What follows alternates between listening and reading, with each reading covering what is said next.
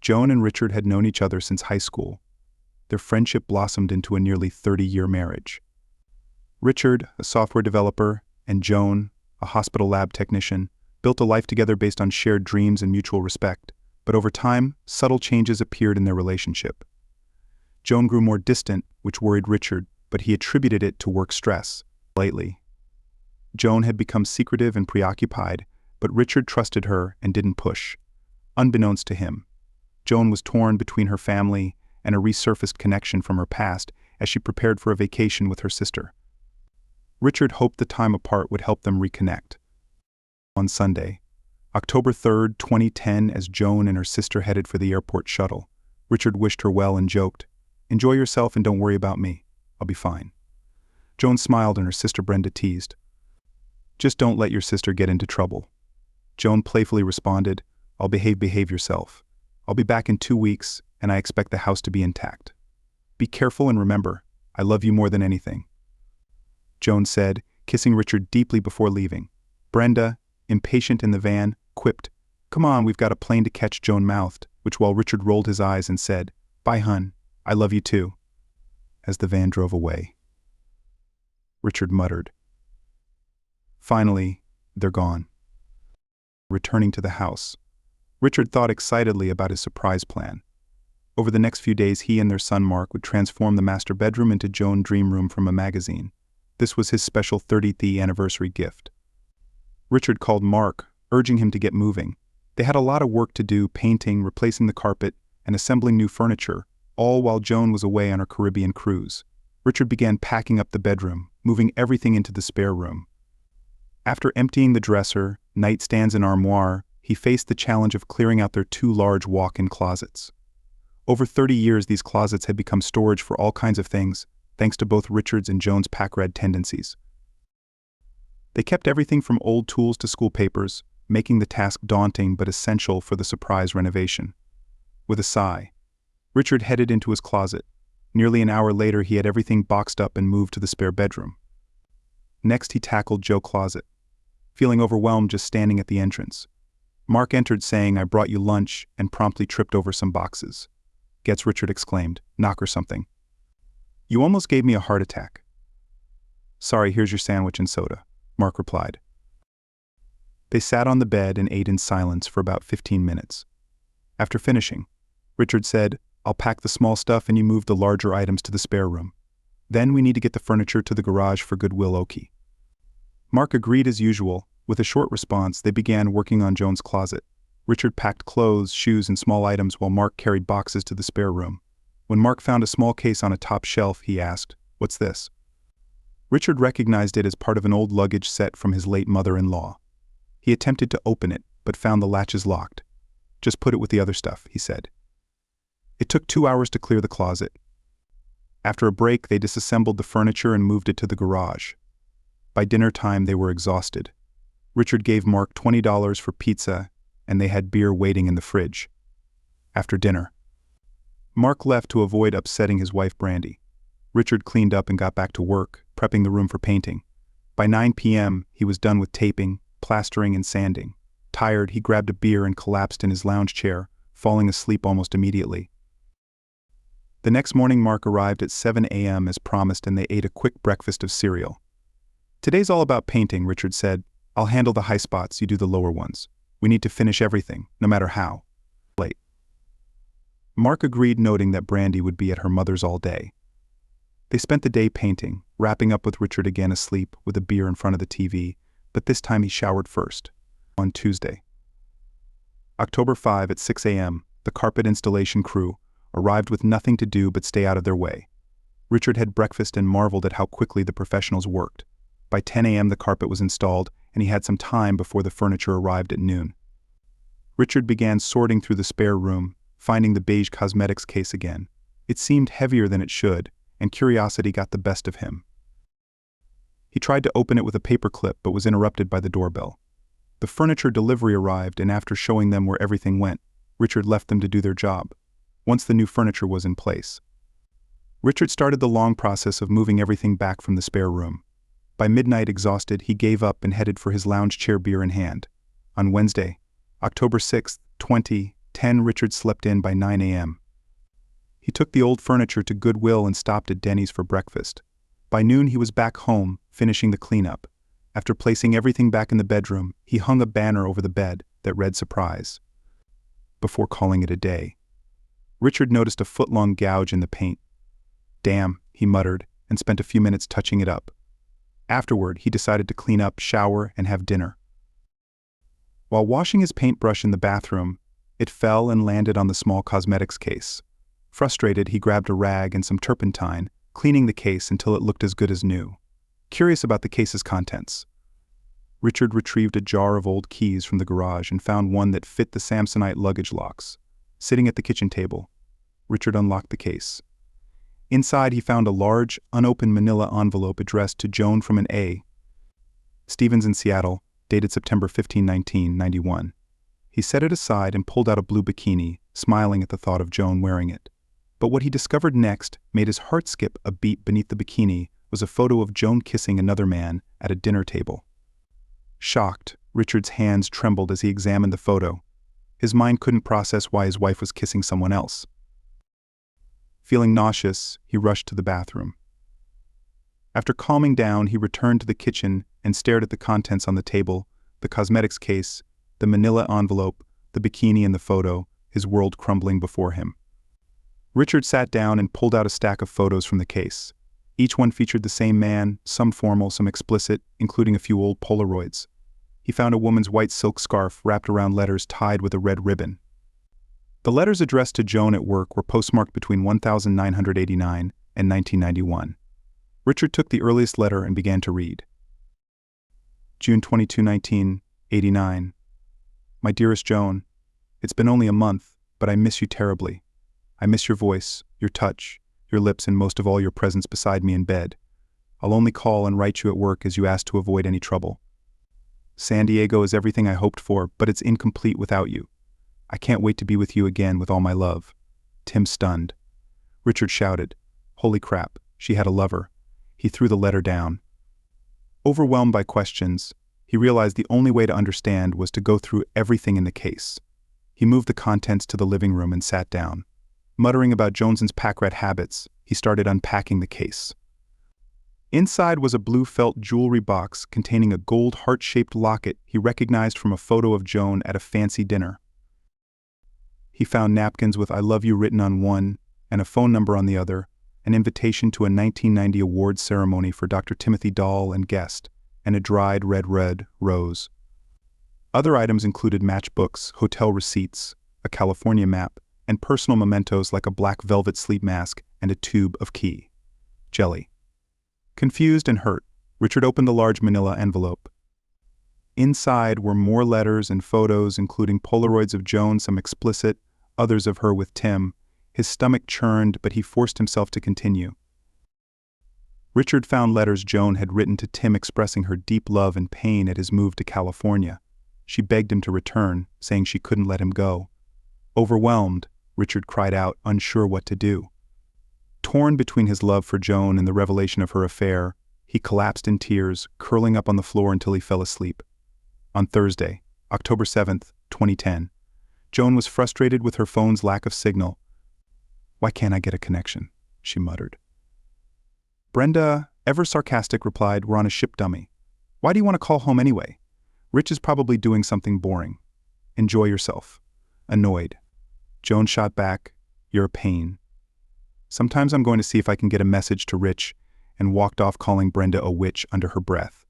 At the ship's communications office, Joan tried calling home, but no one answered. She sent an email to Rich detailing the fun she was having in Brenda's antics, then returned to the pool, disappointed she couldn't reach him. Meanwhile, Richard woke up on the living room floor, surrounded by the contents of Joan's cosmetics case. The pain from discovering her affair lingered, but he knew he had to face. The day after his morning routine, he stared at the mess on the floor, his eyes resting on an unclothed photo of Joan from her babe period.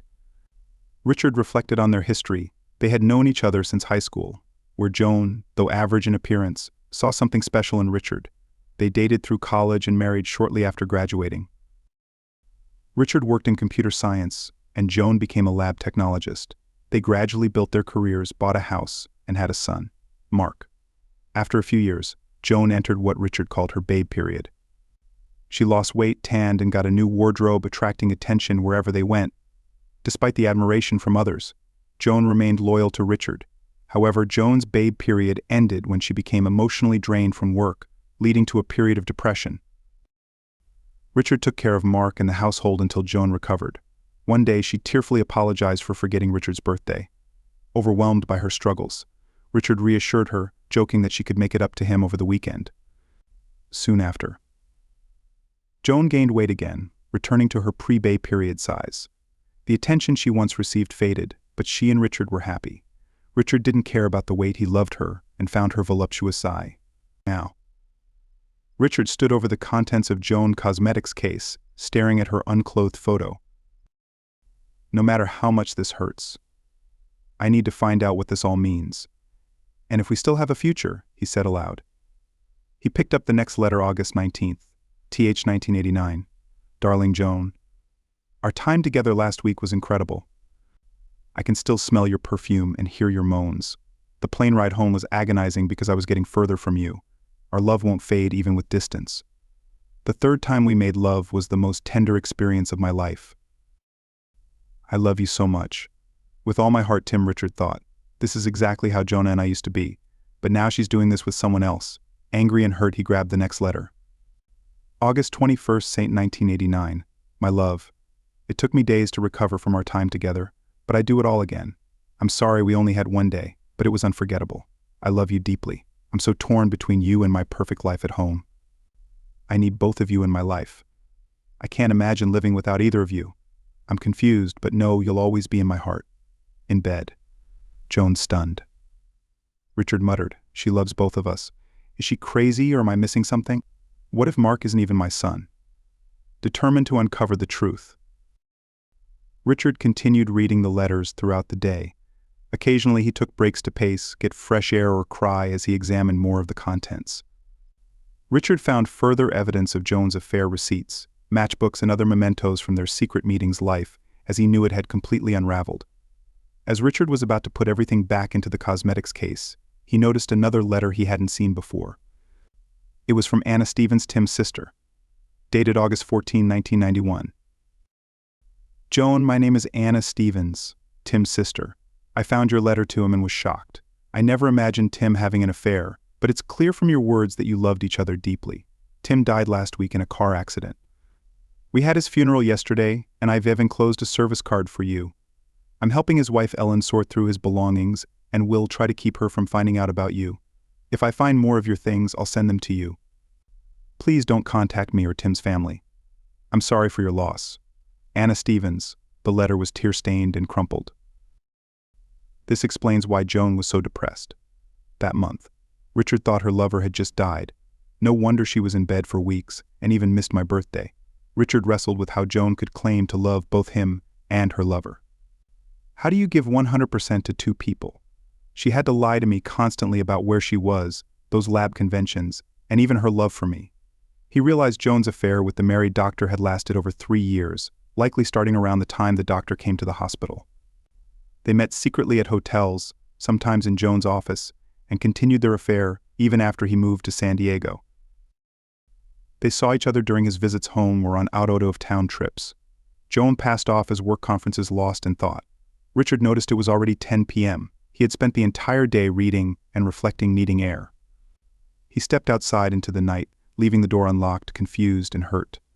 The next day, Joan left another voicemail. Rich, where are you? I tried to call yesterday. I miss you and love you. Please be there tonight or I might just stay on this ship forever. Back at home, Richard listened silently, bitterly muttering, she says she loves me, liar. He stumbled to the bathroom, haunted by her words, I love you too, you two-timing witch. He replied to the imaginary Joan in his head. But I can't believe anything you say anymore. I've got to figure out what to do. Determined to plan his next steps, Richard looked at himself in the mirror. God, you look awful, he said.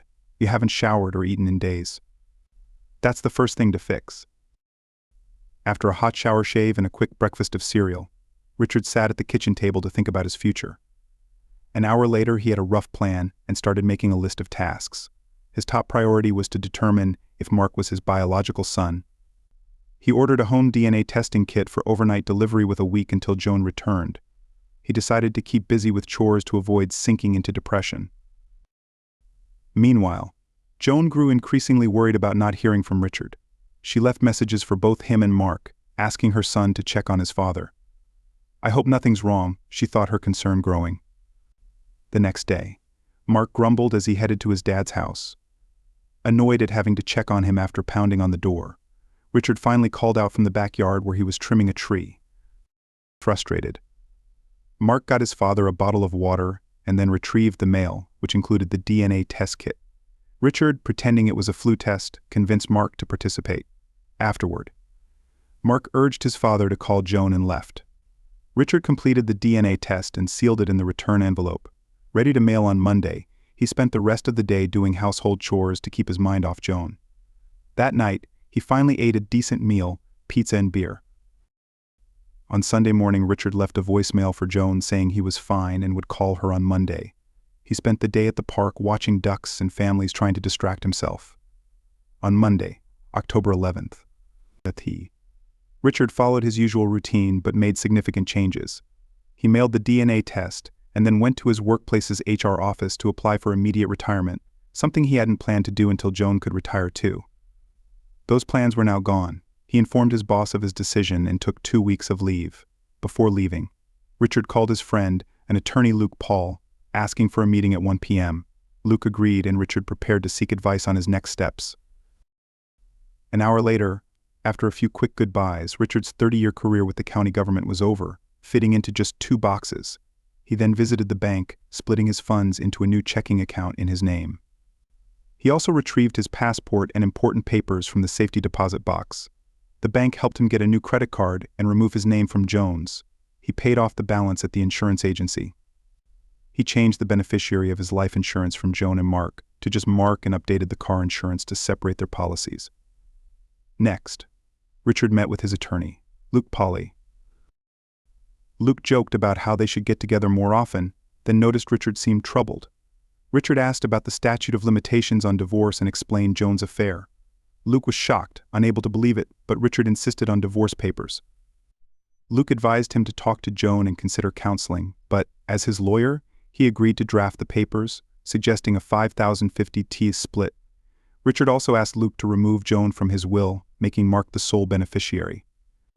Luke recommended again that Richard talk to Joan, but Richard wasn't ready. He wanted time alone to think and would contact Luke once settled. That night, unable to sleep in the newly redecorated bedroom, Richard ended up in the lounge chair, thinking about the days ahead. On Tuesday, October 1220, Richard received another voicemail from Joan, but didn't respond. He knew he needed to finalize everything before she returned, planning to be gone before then. By Wednesday, October 13, 2010, Richard had his new credit card and everything set up at the bank. He called Luke to check on the paperwork, but Luke deliberately delayed it, hoping Richard would talk to Joan. Richard gave Luke a landline number for emergencies, but insisted Joan not be given the number. Richard spent the rest of the day preparing to leave, disappointed that the DNA test results hadn't arrived. He still quietly disappeared that night at 9 p.m., leaving everything behind. Thursday, October 14, 2010. Joan, in a panic, calls, Mark, go check on your father. I haven't spoken to him since I left. Call me right back after you find him. I need to talk to him before I get home Friday, and someone has to pick us up at the airport. Yes, Mom, I'll call you after I talk to Dad. Bye, Mark replies, dropping the phone and drifting back to sleep next to Brandy. Friday, October 15, 2010. Joan and Brenda return from their trip. Wake up, we're home. Joan nudges her sister as the airport shuttle drops her off at the house. Brenda mumbles, just let me sleep until they get to my house. Turning away from the door, Joan tips the driver, hauls her luggage inside and calls out, Rich, I'm home. Where are you? Silence. She checks the kitchen for a note but finds nothing. She opens the back door and calls again, still no response. He must be at the airport waiting for us, she thinks. Joan calls Richard's cell phone, only to hear it ringing on the counter. He forgot it again. She sighs. She starts unpacking upstairs. When she opens the bedroom door, she's stunned by the transformation. A large surprise banner hangs over the bed. Everything is just as she dreamed. Rich you, sneaky planner. She thinks I can't wait to thank you tonight. She admires the new furniture, carpet, and colors, overwhelmed with happiness. But as she unpacks, her eyes fall on the banner again. A small photo is attached, a picture of her and Tim at the Chicago Awards banquet with the number written over her face. Her heart sinks. Oh my God, no, panicked. Joan searches for the cosmetics case but can't find it. She tears through the house, growing more desperate. Realizing Richard must have found it, she collapses on the bed, crying uncontrollably. She tries calling Mark, her sister, and their friends. No one knows where Richard is. Feeling alone, she sobs, terrified that he's gone for good. After an hour, Joan tries calling everyone again, but still no luck. Brenda eventually arrives and tries to calm her. He can't have gone far. Have you called his friends? Maybe he's at a ball game. But Brenda's words only heighten Joan's anxiety. Joan can't bring herself to tell Brenda the truth about Tim. She's convinced Richard discovered the affair from 20 years ago and left for good. She sends Brenda home, promising to call if Richard shows up. Saturday, October 16, 2010. Joan spends the day crying and worrying. Brenda suggests calling the police, but when Joan does, the dispatcher tells her she has to wait 24 hours to report someone missing. Joan also contacts local hospitals but finds no trace of Richard. While relieved he isn't hurt, she's even more anxious because she still can't find him. Sunday. Joan doesn't hear from Richard and spends the entire day in bed crying and praying. God, please bring Rich back. I'll do anything. Just let him call so we can talk. I love him and my heart is breaking. Monday. Joan files a missing persons report with the police. An officer comes by, takes Richard's photo and description, and leaves with the vague promise, "We'll let you know if we find anything." Joan fears this means they'll call only if they find his body. Later. Joan opens an overnight envelope addressed to Richard, hoping for a clue. Inside is a letter from a DNA testing company confirming that Richard and Mark are indeed father and son. Joan, familiar with DNA tests, realizes Richard must have doubted Mark's paternity, thinking Tim could be Mark's father, but Tim came into my life after Mark was born. She thinks she notices the results were also sent to Luke Pauley, their lawyer, and decides to call him. Joan contacts Luke, who explains that Richard was deeply depressed and mentioned the contents of her cosmetics case. He says Richard felt betrayed and needed time to think. Luke admits that Richard asked him to prepare divorce papers, but hasn't signed them yet. Joan pleads to know where Richard is, but Luke insists he doesn't know. However, he promises to contact her before Richard signs anything. Joan spends the rest of the day crying and praying for Richard to return. 10 days later, frustrated with Luke's delay, Joan discovers through Mark that Richard is staying at Aunt Mary's lake house. She drives there, finding Richard sitting by the water, looking unkempt and lost. She sits beside him, but he doesn't acknowledge her. Staring into the distance, Joan takes his cold hand and begins speaking. Rich. I have a story to tell you. I'll be completely honest and answer any questions. Please, honey, just listen. Richard remains still, but Joan continues talking. I met Tim at Mark's 3rd birthday party at the hospital Daya. He mistook the party for his daughter, who shares the same birthday as Mark. We laughed and talked about our kids and eventually about ourselves. He was a new doctor, feeling overwhelmed, so we started having lunch together regularly. We became friends and he introduced me to research that led me to join Weight Watchers. Over time, our conversations grew more personal. He complimented me on my weight loss, and we began sharing our desires and fantasies. One day he invited me to dinner after work, and I realized I had feelings for him. At dinner, we admitted our feelings but agreed we didn't want to hurt our spouses. However, after that, we started holding hands and eventually he kissed me. I felt the same way with his kiss as I did with yours. Rich. We had dinner at the Marriott one night and ended up getting a room. That's when we first made love. I loved him just as I loved you and I couldn't understand how I could love 2 men at once. I didn't want it to stop and we continued seeing each other. I loved both of you deeply and didn't know how to solve the problem. Suddenly Richard stands up and walks toward the house without a word. Joan, stunned, tries to follow, but all the doors are locked. As dusk falls and the temperature drops, she retreats to her car, determined to wait for him. The next morning, Joan wakes to the sound of a motorboat. She sees Richard in a small skiff drifting in the middle of the lake. She watches as he stands up and falls into the water, knowing he can't swim. Panicked, she screams for help, and a neighbor rushes out in his boat. Joan watches anxiously as the neighbor brings Richard back to shore, She can't tell if he's alive. Together they get Richard inside out of his wet clothes and onto a bed. After thanking the neighbor, Joan spends the next hour cleaning Richard up, dressing him in dry clothes and even shaving him. Then she sits beside the bed watching him sleep. 2 hours later, Richard gets up, goes to the kitchen table, and finally acknowledges Joan. He stares at her and begins to cry. After several attempts, he manages to speak. "Do you remember me telling you about my old girlfriend Carolyn? We dated for about a year. One day she broke up with me over the phone, saying she had a new boyfriend. I rushed to her house and they were waiting for me. I was furious but didn't do anything, even when her new boyfriend taunted me. I walked away, humiliated.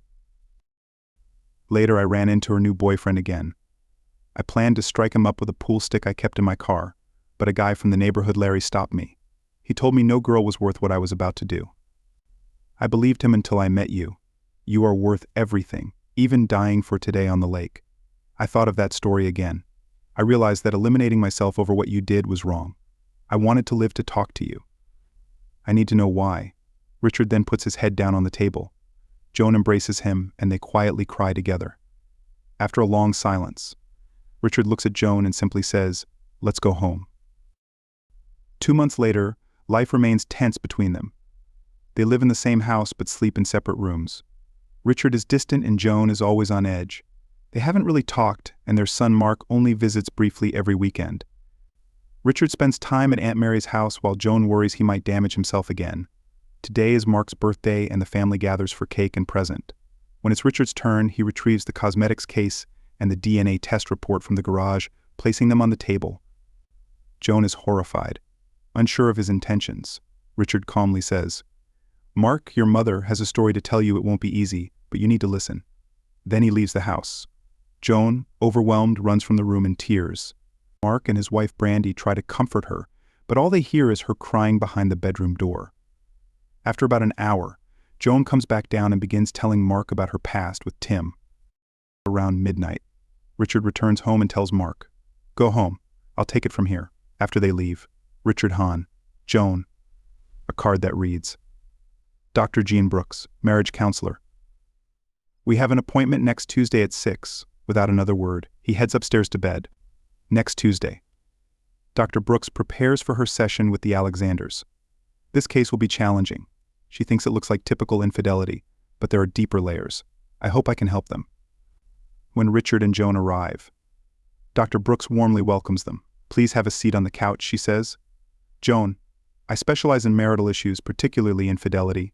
My goal is to uncover the root causes and help couples find common ground. Sometimes couples decide to part ways, but I'm optimistic. We can find a way forward. I don't perform miracles, but we'll find answers. Our sessions will involve open discussions with honesty as the key rule. I'll guide the conversation and stop it when needed. I won't sugarcoat things, and you might not always like what I say, but we'll uncover the truths in your marriage. Some truths will be enlightening, others painful, but we'll address them together. After our initial session, I'll meet with each of you individually to get your full perspective. After each joint session, spend time at home discussing what we talked about, but avoid new topics. If you can't discuss something calmly, save it for the next session. Any questions?" Both Joan and Richard shake their heads. "Okay, let's begin." The hour flies by and on the way home, they don't speak. Once home, Joan asks, "How do you want to handle this? Maybe we could talk for an hour. After we get home with some wine in the living room, I'll need tissues." "How does that sound?" Richard agrees but suggests a couple of changes. "Let's have soda or water, no booze." "I don't want to say something. I'll regret and turn off the phones, so we aren't interrupted." Joan agrees and fetches the phones. They sit in silence for a while, unsure of where to start. Finally, Richard breaks the silence. "Today you said you've always been happy with me, but how can that be true if you were with another man right after we married? Didn't I give you what you wanted? What did I do wrong?" Joan interrupts Dr. Brooks said to stick to what we discussed today, just about us, not anyone else. We'll address others after we've discussed in session, but I will say this. I've always been happy with you in our marriage. Rich, that's the truth. I love you and always have. If you were gone, I would be lost. That's my truth, as God is my witness. Richard sighs. "You're right, Joan. I got ahead of myself. You know how impatient I can be." Until recently I thought we had an ideal marriage. Sure, we had our arguments, but I never doubted us. I never looked for anyone else. You were always my anchor, but now everything I believed in feels upside down. I don't know what's real anymore. It hurts to even look at you because I can't stop thinking about those letters and imagining you with. Stop. Joan interrupts. We'll talk about that later, not now, fine, but answer this. How many others were there? Should I expect to find more secrets around the house? How many men have you been with during our happy marriage? What are you accusing me of? Joan snaps. I've only been with 2 men. Tim and you. Now you're accusing me of sleeping around from my perspective. You lied about 1 man. How can I trust you didn't lie about others? Richard counters, his voice rising. I haven't been with anyone else. Joan insists. But let's discuss that in session. No, I need to know now. I can't keep living with this pain. If we can't talk about it, then I'm done. I'm going to bed. Richard storms upstairs, slamming the door. Joan sits in the dark, muttering that didn't go well. 4 weeks later, the drive home from another session is tense. They both wait to talk until they're home. Once settled. Joan speaks first. Han, you never told me you read all the letters. I didn't think about it at first. Richard replies flatly. I was angry and embarrassed, hiding all this from you. I didn't consider your pain, what it would do to you to read those letters. I'm so sorry, Rich. I can't change the past, but I'll do anything to help us move forward. I love you and I want you back. Richard takes a deep breath. Joan, I never stopped loving you, even when this felt like the worst pain of my life. But the worst part is the images of you with another man. They haunt me constantly, making me physically sick. I don't think you can understand that kind of pain. Rich, we need to talk to Dr. Brooks about dealing with those thoughts, but for now, let's just focus on being together. Maybe we can take a few days off, go to the mountains, and just be us without pressure. How does that sound? I'm not sure, Richard replies cautiously. I still feel uneasy around you, but if we want to move forward, we need to be together. So okay, let's go. Just no sharp objects, he jokes, making them both laugh for the first time in a while. 2 weeks later, during the drive home, Joan hesitates but finally asks Rich, what did you mean by my babe period? I don't want to talk about it. Richard replies curtly, why not? Because it hurts too much. Let's drop it. I don't understand. What did I do that hurt you? Reluctantly, Richard responds. Your babe period was when you joined Weight Watchers, lost weight, tanned, got your nails done, and bought a new Zai wardrobe. You were no longer the cute, overweight woman I married. You became a babe. Men noticed you and I was proud, but also worried someone better might take you away. It all changed when you got sick and returned to your old self. I loved you then and now, but knowing that transformation wasn't for me, but for another man hurts. It ruins the memory. Joan whispers, oh, God, how could you? Richard silently leaves for bed. 8 weeks later, after a tense session with Dr. Brooks, they sit quietly in the living room. Richard finally says, I don't get it. Dr. Brooks said, loving 2 people at once is common, but it sounds like nonsense to me. I understand the logic, but not the emotions. Joan tries to explain. She meant I love both you and Tim simultaneously, which usually leads to someone getting hurt. We were hurt later. The sequential part is when people move on to love again after a loss, which is common. I get it, Richard sighs. But I don't. I can't imagine loving someone else without diminishing my love for you. You can't give 100% to 2 people at the same time. Joan admits. I don't fully understand it either. But when I was with you, you were my whole world. When I was with Tim, it was like flipping a switch between you 2. I loved both of you completely. Richard nods. We'll need to keep talking about this for now. Let's write down questions. For the next session, they both remain unsatisfied and retreat to separate bedrooms. 6 weeks later. Joan is crying much less as they sit in the living room. Richard begins. Honey, I'm sorry for what I said. I didn't mean it well.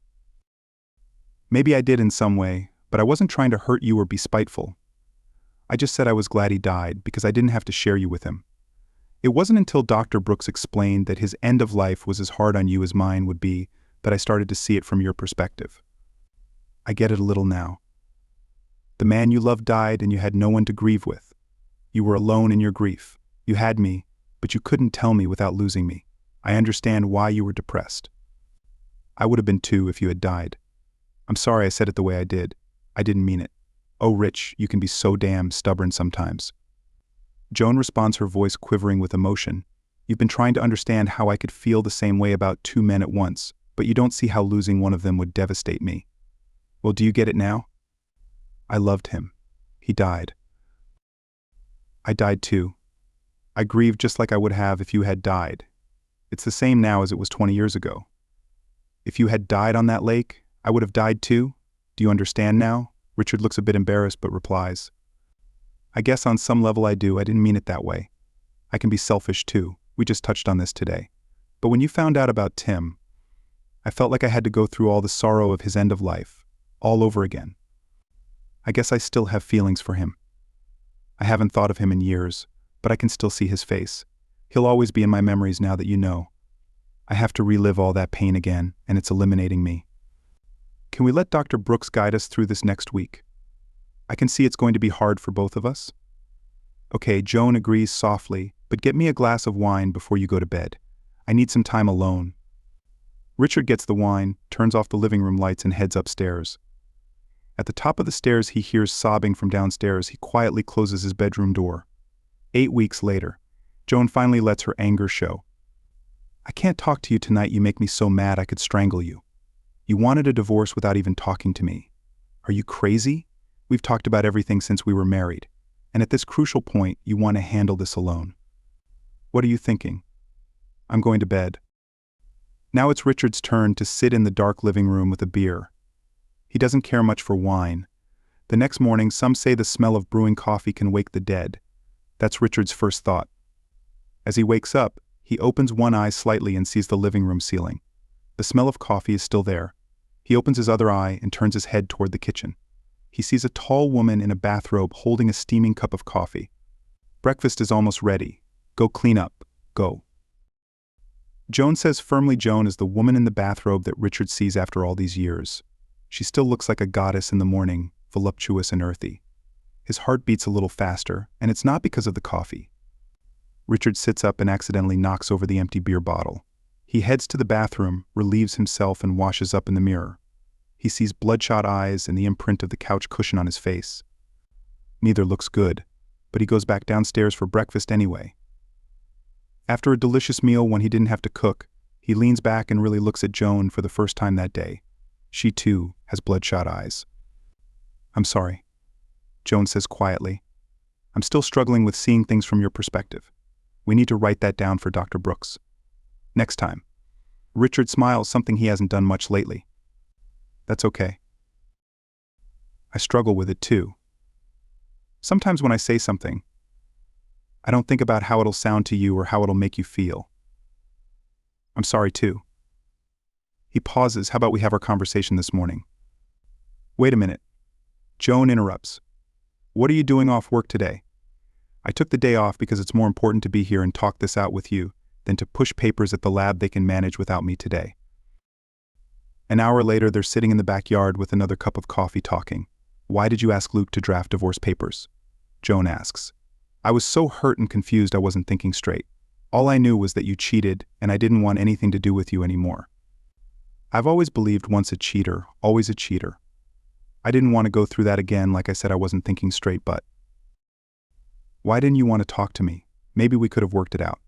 Joan presses. "I know if we had talked, I would have said things I'd regret. It would have hurt both of us, maybe beyond repair.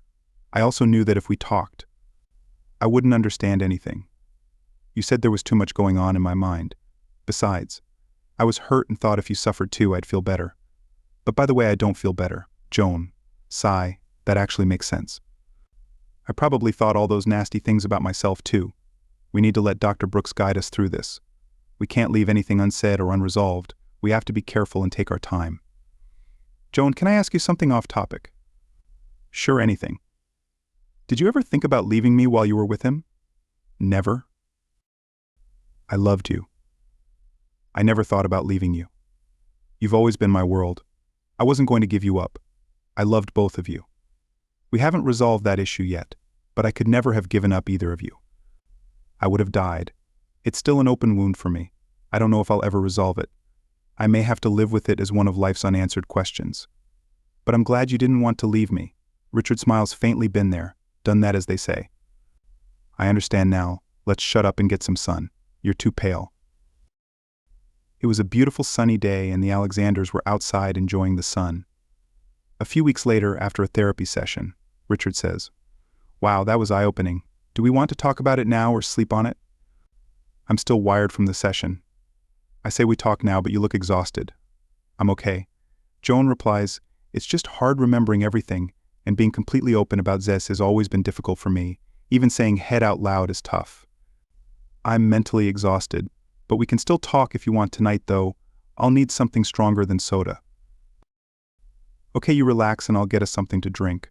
Richard says he fetches a glass of wine for Joan and a soda for himself. When he returns to the living room, he sees Joan on the couch, her head back and eyes closed for a moment. He considers quietly covering her with a blanket and going to bed, but she opens her eyes and gives him a faint, crooked smile, the same smile that first caught his attention in high school. "Okay, Hugh, where do you want to start?" Joan asks, "I'm not sure. How about explaining what you meant when you said he rocked your world differently from me?" "I always thought RZ's life was good and that I rocked your world just fine, but evidently I didn't measure up." "It's not that you were worse or better than Tim." Joan explains, "When you and I made love, it was just making love. After Mark was born, we rarely went wild or tried new things. We were comfortable with what we did. We knew each other's every desire. We didn't need to experiment anymore. We had found what we liked and did it not out of boredom, but because it's what we wanted with Tim, it was like exploring all over again. We found things we loved that were different from what you and I did. It's like we found our comfort zone, but you did things with him that you didn't do with me." Richard says, his voice pained, "No, not really. You and I tried everything." Joan replies, shaking her head, "But with Tim we found different things. We both loved that were different from you and me." "Yeah, I read that," Richard says bitterly. "Thanks for reminding me. I'm not trying to upset you. I'm just saying that when Tim and I made love, we had a different set of acts that turned us on. But in the end, we still made love. I never did anything with either of you that I didn't do with the other. If you were into something unusual like Publica, I'd probably try it and be into it because you were. Does that make sense? I guess?" Richard mutters, "I don't know. I'm still struggling to get the image of you with another man out of my mind. I may never get over it. I just wish I didn't see that image every time I look at you now that you've told me all this. It's stuck in my mind. Just one more nail in my mental coffin, damn.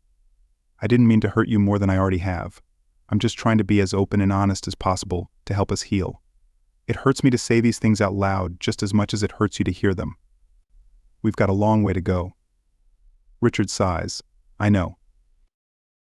I'm here whenever you're ready, but only when you're comfortable. I'll wait as long as it takes.